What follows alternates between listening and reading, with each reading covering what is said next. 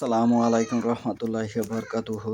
ইন্নাল হামদালিল্লাহি নাহমাদুহু ওয়া নাস্তাঈনুহু ওয়া নাস্তাগফিরুহু ওয়া নু'মিনু বিহি ওয়া নাতাওয়াক্কালু আলাইহি ওয়া না'উযু বিল্লাহি মিন শুরুরি আনফুসিনা ওয়া মিন sayyiati a'malina man yahdihillahu fala mudilla lahu wa man yudlil fala hadiya lahu wa asyhadu an la ilaha illallahu wahdahu la syarika lahu wa asyhadu anna Muhammadan abduhu wa rasuluhu أرسل بالحق وبشر ونذيرا أما بعد فإن خير الحديث كتاب الله وخير الهدي هدي محمد صلى الله عليه وسلم وشر الأمور محدثاتها وكل محدثة بدعة وكل بدعة ضلالة وكل ضلالة في النار. أعوذ بالله من الشيطان الرجيم. بسم الله الرحمن الرحيم.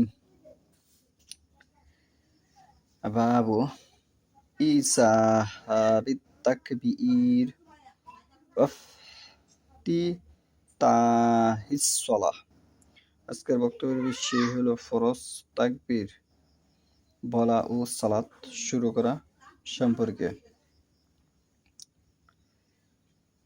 আন আনাসিন ইবনু মালিক আন্নাহু ক্বালা খাররা রাসূলুল্লাহি সাল্লাল্লাহু আলাইহি ওয়াসাল্লাম আন ফারাসিন ফাসুহিশা ফাসাল্লা লানা কাইদান ফাসাল্লাইনা মাআহু উউদান সুম্মা ইনসরাফা ফাকালা ইন্নামাল ইমামু আও ইন্নামা জুইলাল ইমাম লিইউতাম্মা বিহি ফাইজা কাব্বারা ফাকাব্বিরু ওয়া ইজা রাকা'a ফারকাউ ওয়া ইজা রাফা'a ফাররাফাউ ওয়া ইজা ক্বালা সামিআল্লাহু লিমান হামিদা ফাকালু রাব্বানা লাকাল হামদ ওয়া ইজা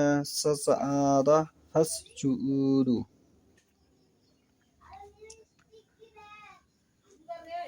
আমি যে হাদিসটা তালাওয়াত করি সহিহুল বুখারী শরীফের প্রথম খণ্ড, হাদিস হচ্ছে 733, হাদিস হচ্ছে 732, হাদিস হচ্ছে 734। এখানে এই হাদিসটি দিয়ে সালাতের বিষয়ে একটি গুরুত্বপূর্ণ কথা এখানে উপস্থাপন করব। আনাস ইবনু মালিক আনসারী রাদিয়াল্লাহু আনহু হতে বর্ণিত, তিনি বলেন, আল্লাহ রাসূল সাল্লাল্লাহু আলাইহি ওয়াসাল্লাম ঘোড়া হতে পড়ে গিয়ে আহত হন। তাই তিনি আমাদের নিয়ে বসে সালাত আদায় করেন। আমরাও তার সঙ্গে বসে সালাত আদায় করি। অতঃপর তিনি ফিরে গেলেন। ইমাম অনুসরণের জন্যই বা তিনি বলেছিলেন যে ইমাম নির্ধারণ করা হয় তার অনুসরণের জন্য। তাই যখন তিনি তাকবীর বলেন তখন তোমরাও তাকবীর বলবে। যখন রুকু করেন তখন তোমরাও রুকু করবে। যখন তিনি উঠেন তখন তোমরাও উঠবে। তিনি যখন সামিআল্লাহু লিমান হামিদা বলেন তখন তোমরা রাব্বানা লাকাল হাম বলবে, এবং তিনি যখন সেজদা করেন তখন তোমরাও সেজদা করবে। তাহলে ইমাম যখন সামিআল্লাহু লিমান হামিদা বলে তখন মুক্তাদির বলতে হবে রাব্বানা লাকাল হাম।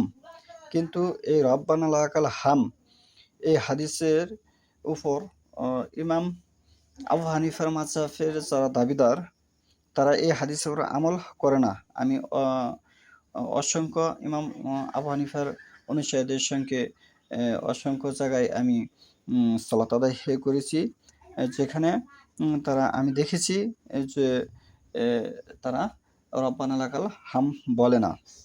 তাহলে এখানে বিষয়টা হচ্ছে সালাত শুরু করতে হবে আল্লাহু আকবার দিয়ে। এটি হচ্ছে সহিহুল বুখারীর হাদিস নাম্বার হচ্ছে 732, হাদিস নাম্বার হচ্ছে 733, হাদিস নাম্বার হচ্ছে 734 হাদিস। এই হাদিস দ্বারা স্পষ্ট দলিল প্রমাণ বহন করে। কিন্তু আমাদের দেশে যে সমস্ত বই দিয়ে আমার পূর্বে যারা ভারতবর্ষে ইসলাম প্রচার করেছে বেশিরভাগের নুরানি নামাজ শিক্ষা, মাসলা মাসাইলের এই বইসমূহ দেখবেন যে 1999 জন মানুষের ঘরে এই নামাজ শিক্ষা বইটা আপনি পাবেন। আর সবচেয়ে বেশি বিশেষ করে পাবেন হানাফি মাযহাবের লোকদের মাঝে। এটির মূল লেখক হচ্ছে মাওলানা আশরাফ আলী থানভী রহমতুল্লাহ, এবং অনুবাদ করেছেন মোহাম্মদ হাবিবুর রহমান। বাংলা বাজার, ঢাকা 1100। তাহলে এই সমস্ত বইয়ে তারা লিখে দিয়েছে যে নামাজ শুরুর আগে কিভাবে শুরু করতে হবে। যেমন উদাহরণস্বরূপ আমি এখানে বলি, জোহরের 2 রাকাত নফল নামাজের নিয়ত কিভাবে করবেন।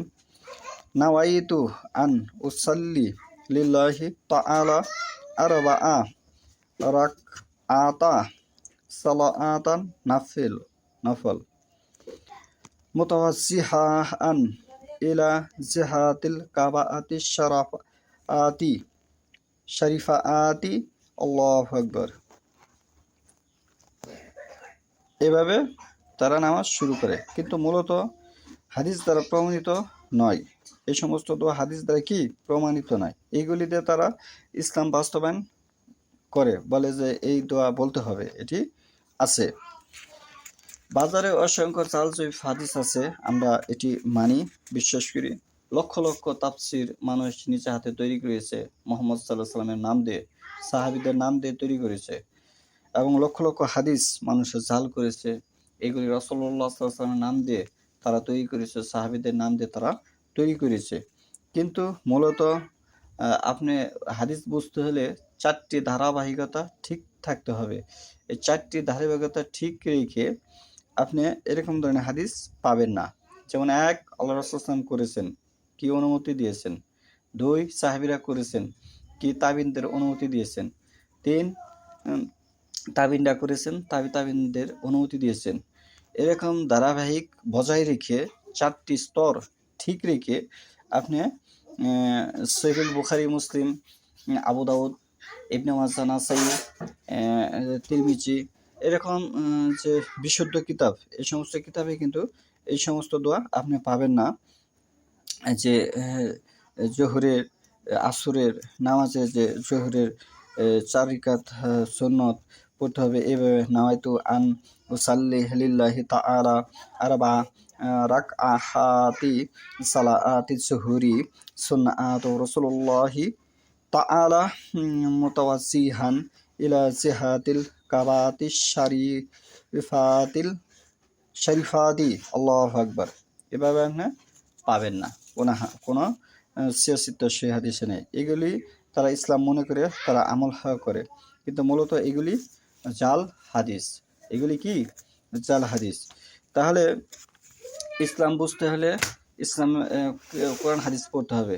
এই ভারতবর্ষের মানুষ সরল সোজা দেখে তাদেরকে ইসলামের বিষয়ে অনেক ঠকাইছে। যে ঠক থেকে তারা যদি সোচ্চার সজাগ না হয়, তাহলে কোশ্চেনকালে তারা এই ঠকানোর বিষয়ে তারা মুক্তি হবে না। তাহলে আমরা এখান থেকে স্পষ্ট দলিল প্রমাণ বুঝলাম যে রাসূলুল্লাহ সাল্লাল্লাহু আলাইহি ওয়াসাল্লাম সালাত শুরু করতেন আল্লাহু আকবার দিয়ে, এবং সালাত শেষ করতেন সালামের মাধ্যমে। এটি হচ্ছে আবু দাউদ, বুখারী শরীফ, মুসলিম শরীফ সমস্ত কিতাবের বক্তব্য, এবং আল্লাহ রাসূল সাল্লাল্লাহু আলাইহি ওয়াসাল্লামের বক্তব্য, সাহাবী থেকে এটি প্রমাণিত। আর যেগুলি আছে সেগুলি মানুষ বানোয়াট।